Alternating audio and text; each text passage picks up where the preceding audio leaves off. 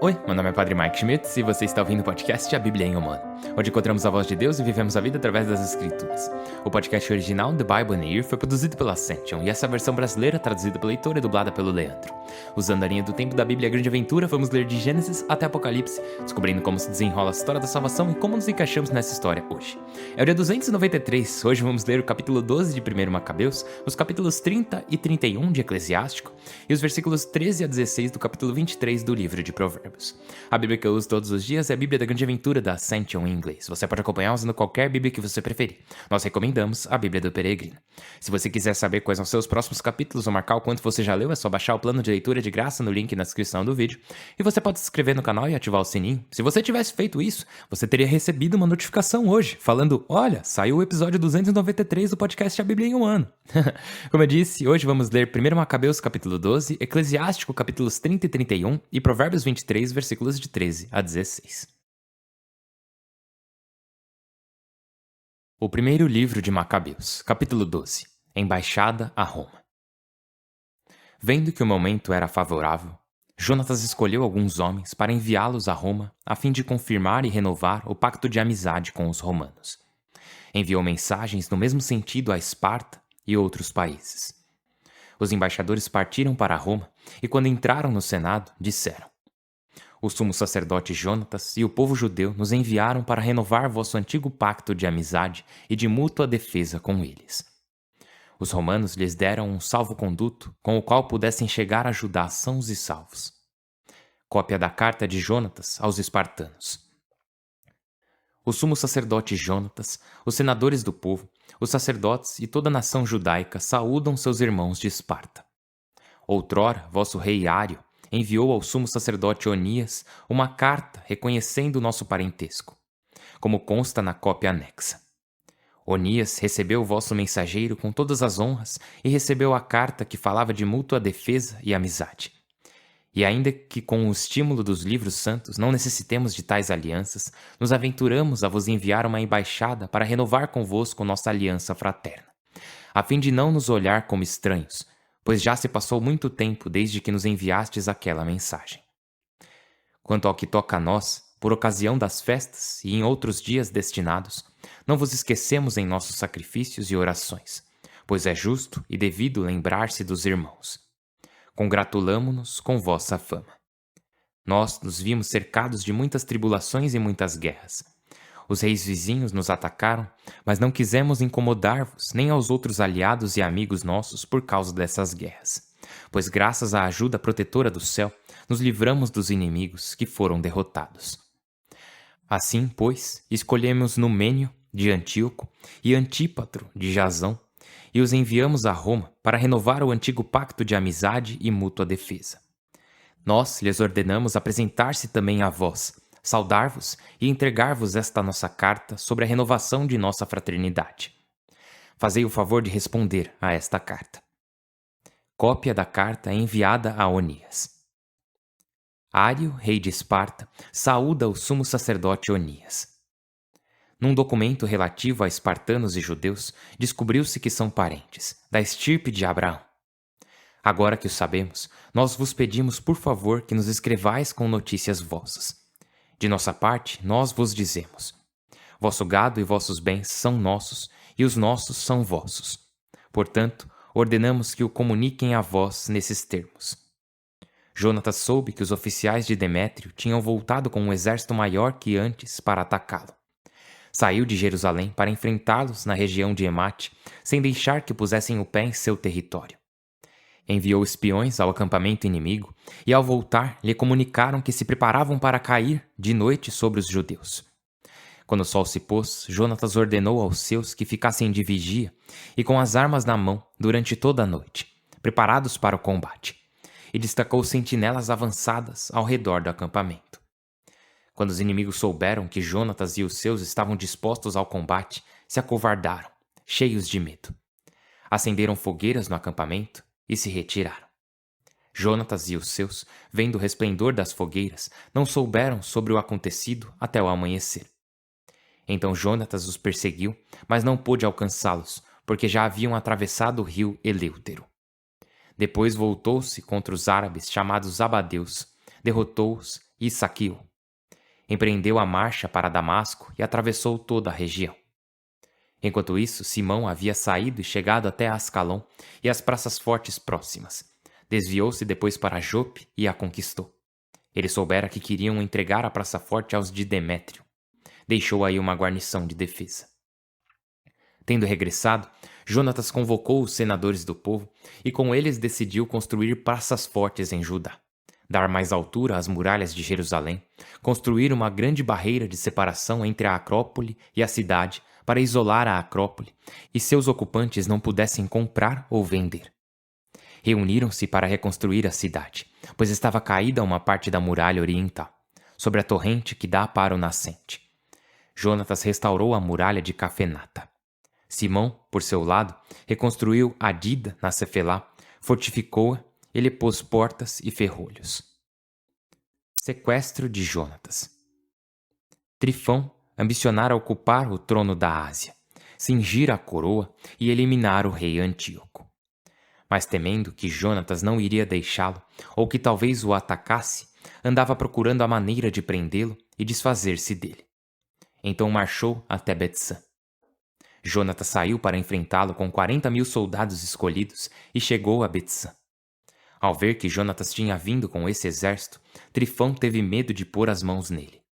Ao contrário, recebeu-o com todas as honras, o recomendou a todos os seus generais, deu-lhe presentes e ordenou a seus generais e soldados que lhe obedecessem como a ele mesmo. E disse a Jonatas: Para que cansaste toda essa gente, quando não há guerra entre nós? Dispensa-os. Fica com uma pequena escolta e vem comigo a Ptolemaida. Eu a entregarei a ti com as outras praças fortes, o resto do exército e todos os funcionários. Depois empreenderei o regresso. Vim para isso. Jonatas acreditou nele e fez o que lhe disse. Dispensou os soldados que foram para Judá. Ficou com uns 3.000 homens. Deixou 2.000 na Galileia e outros 1.000 o acompanharam. E quando entrou em Ptolemaida, os habitantes da cidade fecharam as portas, o prenderam e passaram ao fio da espada todos os que haviam entrado com ele. Trifão enviou tropas de infantaria e cavalaria à Galileia e à grande planície de Esdrelon para eliminar todos os homens de Jonatas. Mas estes, que já sabiam que Jonatas havia caído preso e fora morto com os de sua escolta, se animaram mutuamente e avançaram em esquadrão fechado, dispostos à luta. Seus perseguidores os viram dispostos a arriscar a vida e voltaram atrás. Dessa forma, os homens de Jonatas puderam chegar sãos e salvos a Judá. Choraram Jonatas e os de sua escolta, muito alarmados. Todo Israel fez grande luto. Todos os países vizinhos procuraram então exterminá-los, pois diziam: Não tem chefe nem defensor. Vamos atacá-los e apagar sua lembrança do meio dos homens. O livro de Eclesiástico, capítulo 30. Educação dos filhos. Quem ama o filho o açoita com frequência, para poder alegrar-se mais tarde. Quem castiga o filho tirará proveito dele e estará orgulhoso dele diante dos conhecidos. Quem instrui o filho dá inveja a seu inimigo e estará satisfeito dele diante dos amigos. Falece o pai e é como se não houvesse morrido, pois deixou alguém semelhante a si. Enquanto vive, o vê e se alegra. Quando está para morrer, não se entristece. Deixou quem o vingue de seus inimigos, quem agradeça aos amigos. Quem mima seu filho, terá de vendar-lhe as feridas. A cada grito dele, suas entranhas se comoverão. Cavalo não domado ficará chucro, filho mimado será teimoso. Sê brando com teu filho e te fará tremer. Segue seus caprichos e o sentirás. Não rias de suas graças e não chorarás com ele. No fim não sentirás irritação nos dentes. Não lhe des autoridade na juventude, não ignores suas loucuras.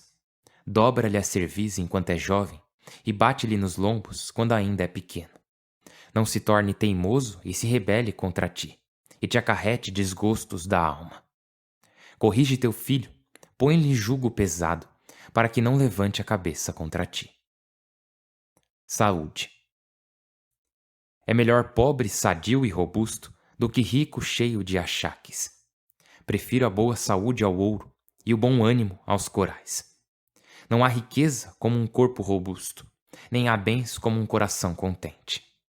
É melhor morrer do que viver sem proveito, e o descanso eterno é melhor que sofrimento crônico.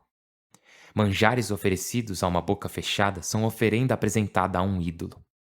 De que serve uma oferenda ao ídolo incapaz de comer e de cheirar?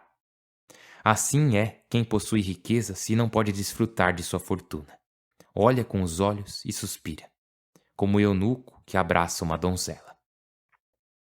Alegria. Não te deixes vencer pela tristeza, nem abater por tua própria culpa. A alegria de coração é vida do homem. A alegria alonga seus anos. Consola-te, recupera o ânimo, afasta de ti o sofrimento, porque a tristeza matou muitos e nada se ganha com o sofrimento. Ciúmes e cólera encurtam os anos. As preocupações fazem envelhecer antes do tempo. Coração alegre é grande banquete que traz proveito a quem o come. Capítulo 31. Riqueza e honradez. As vigílias do rico acabam com sua saúde. A preocupação pelo sustento afasta o sono. A preocupação pelo sustento afugenta o sono e o perturba mais que doença grave. O rico trabalha para juntar uma fortuna e descansa acumulando luxos. O pobre trabalha e lhe faltam as forças e, se descansa, passa necessidade. Quem cobiça o ouro não ficará impune. Quem ama o dinheiro se extraviará por causa dele. Muitos ficaram empenhados pelo ouro e se enredaram por corais. Mas não os livraram da desgraça, nem os salvaram no dia da cólera. São uma armadilha para o nécio e o inexperiente nela se enreda. Feliz o homem que se conserva íntegro e não se perverte com a riqueza. Quem é? Vamos felicitá-lo, porque fez algo admirável em meio a seu povo. Quem mereceu crédito na prova, terá paz e terá honra. Quem, podendo desviar-se, não se desviou, podendo fazer o mal, não o fez. Sua bondade está confirmada, e a Assembleia pronunciará seu elogio. Convidados. Filho meu, convidado à mesa de um rico, não sejas comilão, nem comentes quanta coisa. Pensa que o olho invejoso é mau e que Deus o detesta. Nada se criou de mais triste que o olho. Por qualquer motivo, a ele cabe chorar. Trata o teu vizinho com delicadeza, pensando naquilo que te desagrada. Onde ele olha, não ponhas a mão. Não tropeces com ele na mesma travessa. Serve-te do que te puserem na frente. Não sejas comilão e não ficarás mal. Pensa que teu vizinho é como tu e come o que te servirem. Termina por primeiro, como pede a educação, e não limpes a travessa, para que não te desprezem. Se estás entre muitos convidados, não estendas a mão antes que o vizinho. Ao homem educado basta pouco, e ele na cama não se sufoca. Ao passo que o nécio sofre dores, insônia, torturas, falta de ar, dor de estômago. Estômago que digeriu terá sono saudável, pela manhã levantará bem disposto. Se o carregaste de comida, levanta-te, vomita e sentirás alívio. Escuta, filho meu, não me humilhes, e no fim me darás razão. Age em tudo com moderação e não sofrerás desgraças. Os lábios abençoam o hóspede generoso, e a fama de sua esplendidez é duradoura. Na praça murmura-se contra o hóspede mesquinho, e a fama de sua mesquinhez é duradoura. Vinho. Não te faças de valentão com o vinho, pois a muitos o álcool derrubou. O forno põe à prova a obra do ferreiro. O vinho prova os arrogantes quando brigam. A quem o vinho dá vida? A quem o bebe com moderação. Que vida é quando falta o vinho, que foi criado no princípio para alegrar? Alegria, prazer e euforia é o vinho, bebido a seu tempo e com juízo. Dor de cabeça, gagueira, vergonha é o vinho bebido com paixão e irritação. Muita bebida enreda o nécio. Ela o deixa sem forças e cheio de feridas. Enquanto se bebe vinho, não repreendas o vizinho, nem caçoes dele quando está alegre. Não o envergonhes com tuas palavras, nem o humilhes diante dos outros. O livro de Provérbios, capítulo 23, versículos de 13 a 16. Não poupes castigo à criança. Se a açoitares com a vara, não morrerá. Tu a açoitas com a vara e livras sua vida do abismo. Filho meu, se teu coração se torna sensato, eu me alegrarei de coração. Sentirei uma alegria íntima quando teus lábios falarem contínuo. Pai no céu, nós te louvamos e glorificamos. Muito obrigado pela bênção de tua palavra. Obrigado por revelar teu coração a nós. E, Senhor Deus, tu és um bom Pai e nos disciplinas. Nos ajude a receber sua disciplina correta e justa e nos ajude a oferecer uma disciplina correta e justa quando for nossa responsabilidade fazê-lo. Por Cristo nosso Senhor. Amém. Em nome do Pai, do Filho e do Espírito Santo. Amém. A gente vai voltar nesse tema da disciplina daqui a pouco, porque ele apareceu tanto em Eclesiástico quanto em Provérbios hoje, né? Então parece que o Senhor está tentando nos dizer algo. Mas primeiro, Macabeus. Primeiro Macabeus, né? Vimos o capítulo 12 hoje. E, nossa, de novo, né? Como falamos ontem, que todos os outros livros narrativos da Bíblia, todos os outros livros históricos da Bíblia, eles nos estão dizendo a razão das coisas. Isso aqui foi por conta dessa atitude aqui. Presta atenção no que ele disse ali. O Senhor permitiu isso por conta daquilo. Mas aqui em 1 Macabeus, o autor só nos conta a história, né? Ele só nos dá o que aconteceu. Que basicamente é que pessoas no poder querem permanecer no poder. E que nem todo mundo que se diz ser confiável é realmente confiável. E assim vimos não só a aliança com os espartanos e a renovação da aliança com os romanos, mas também a morte de Jonatas nas mãos de Trifão.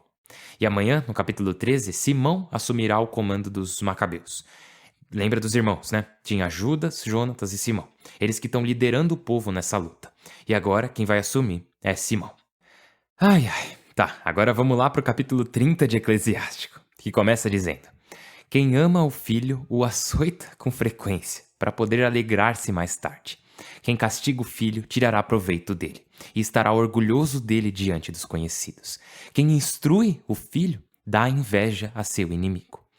Agora, uma das coisas que temos que reconhecer, também em Provérbios, né? Diz lá: Não poupes castigo à criança. Se a açoitares com a vara, não morrerá. Meio que tranquilo, ele não vai morrer com isso. Agora, mantenha em mente que há uma diferença entre disciplina, há uma diferença entre dar palmadas em alguém, né? Bater com a vara, uma coisa assim.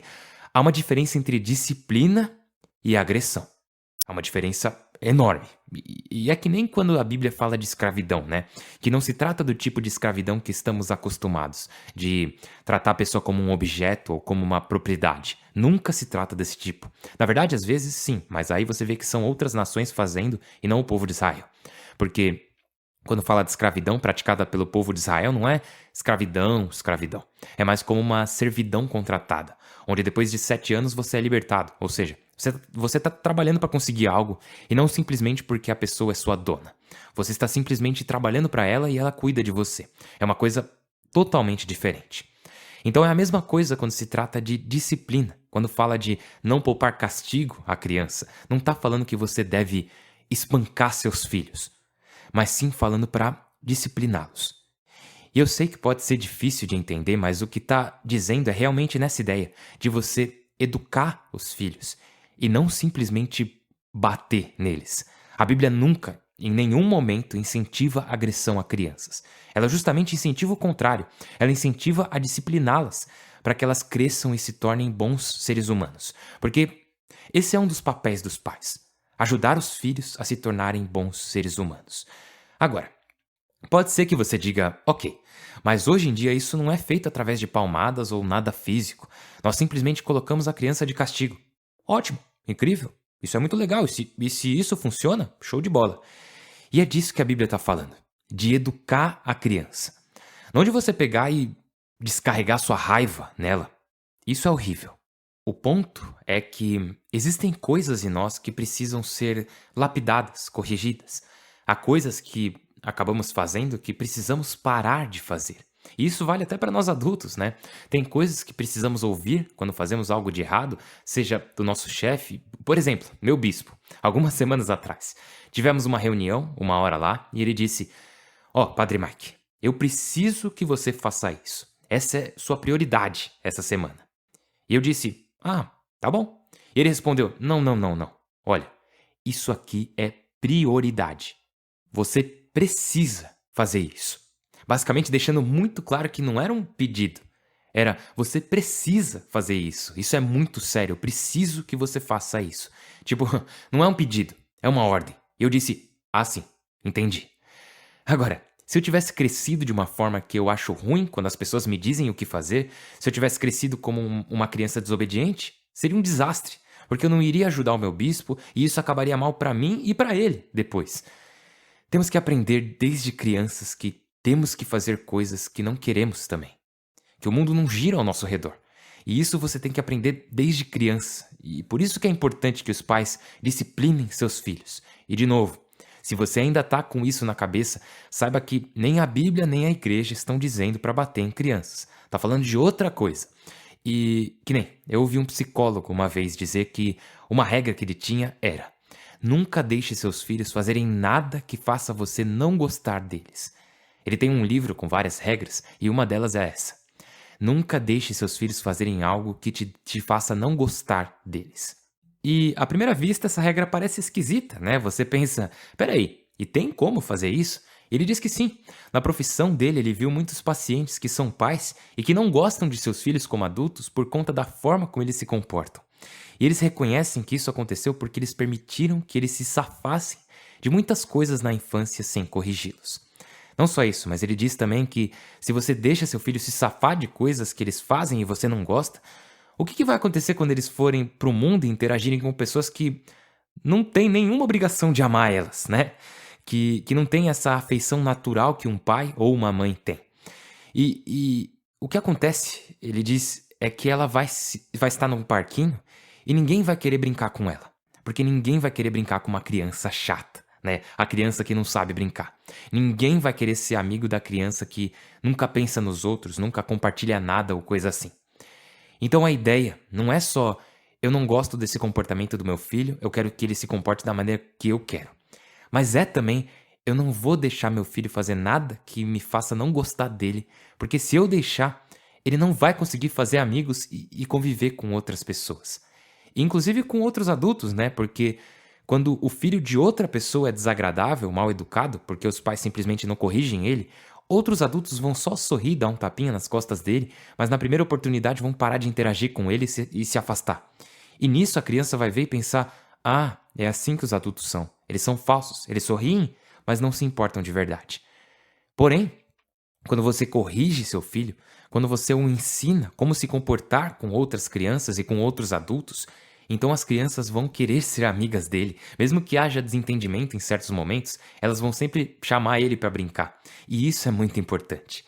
E a mesma coisa acontece com outros adultos. Outros adultos vão ver ele e dizer: ah, aquele menino é legal, ou nossa, que menina educada. E vão interagir normalmente com eles porque vão ver que não são crianças mimadas, né? Porque criança assim ninguém merece. E esse é um dos trabalhos dos pais, né? De ajudar a criança a ser o tipo de pessoa que consegue fazer amigos e o tipo de pessoa que consegue interagir com outros adultos e outras pessoas no geral. Enfim, eu não sei se fez sentido, mas é só para explicar que o ponto é a educação e não o castigo. O ponto é os pais criarem um ser humano virtuoso que possa interagir bem com o mundo ao redor dele e não espancá-lo. Ali fala da vara porque era o que faziam na época, né? Hoje em dia tem outros métodos, mas, por exemplo, quando eu era criança, a gente tinha umas raquetes de ping-pong e era isso que nossa mãe usava. E era uma dorzinha de nada, tipo, ninguém saía machucado. Na maioria das vezes ela nem chegava a usar. Só a ameaça já fazia a gente entender já, né? Ela deixava a raquete entre os puxadores de um dos armários lá da casa, como se fosse um coldre. Aí quando a gente tava fazendo bagunça na hora da janta ou algo assim, era só ela não precisava nem pegar a raquete. Era só ela passar por perto. Eu e meu irmão já ficava, opa, ela tá indo pra lá, ela tá indo, ela vai pegar a raquete, vamos ficar quieto. E aí acabava a bagunça. Isso funcionava pra nós. Mas eu sei que os meus irmãos, por exemplo, eles usam castigos de tirar o videogame ou coisa assim. Eles raramente, na verdade eu acho que eu nunca vi eles usando nada físico assim. E eles têm filhos ótimos, porque seja lá o que for, o ponto é que a disciplina é boa para nós. Não precisa ser violência física, pode ser simplesmente um tempo de castigo, pode ser simplesmente dizer: essas são as consequências das suas ações. Ah, pai, mas por quê? Porque eu tô te disciplinando agora, porque isso é difícil para os pais também, né? Mas eu tô te disciplinando agora para que mais tarde Como diz nas escrituras, aqui em Provérbios, né? Você não vá para o abismo, para o inferno, mas eu tô te disciplinando agora para que você cresça como uma pessoa que tenha a virtude necessária para ajudar as pessoas ao seu redor e para se ajudar também. Porque sabemos que a disciplina serve para o bem da criança no futuro, né? Esse é o ponto. E se você teve uma outra experiência com isso, saiba que então não foi disciplina. Enfim, eu fiquei todo esse tempo falando disso porque eu quero ter certeza que você não pense de forma alguma que eu tô defendendo bater em ninguém, incluindo seus filhos, né? Não batem seus filhos, isso é horrível. E assim, eu tô rindo, mas eu sei que isso é algo sério. Porque eu sei que essa é uma comunidade bem grande. E quando falamos sobre coisas como disciplina ou açoitar com a vara, como diz lá em Provérbios, eu sei que tem muita gente aqui que tá ouvindo, que passou por isso e que teve uma experiência horrível. Que diferente da minha mãe, que fazia algo contido, algo leve, a sua experiência pode ter sido muito, muito pior. Para mim, apanhar era desagradável, mas funcionava. Para você, o que seus pais podem ter chamado de castigo ou apanhar foi, na verdade, um espancamento, uma verdadeira agressão. Então, isso pode ser muito difícil de ouvir. E eu só quero te dizer duas coisas.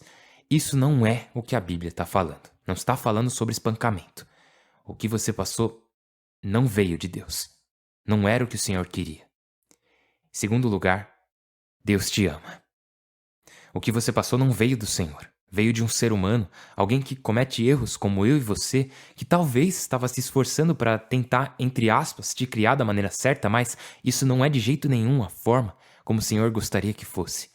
E em segundo lugar, não importa o que aconteceu no seu passado, você importa. E o Senhor te ama. E assim, de novo, eu tava brincando com a questão da disciplina e da minha mãe, mas eu reconheço que a minha experiência com castigos físicos foi provavelmente a experiência mais tranquila e saudável que alguém poderia ter.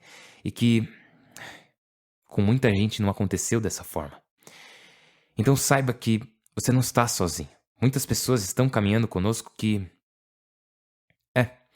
tiveram experiências diferentes. E por isso estamos rezando por você. Para que você consiga superar isso e para que você possa dizer sim, aquilo foi errado, mas aqui estou, vou seguir em frente.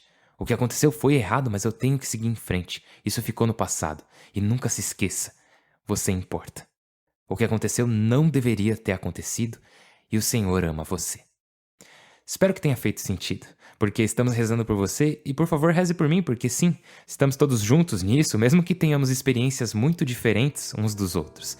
Deus está nos chamando para o mesmo caminho, para nos aproximarmos dele o máximo que pudermos. Então eu estou rezando por você e por favor reze por mim. Meu nome é Padre Mike e eu mal posso esperar para te ver amanhã. Deus abençoe.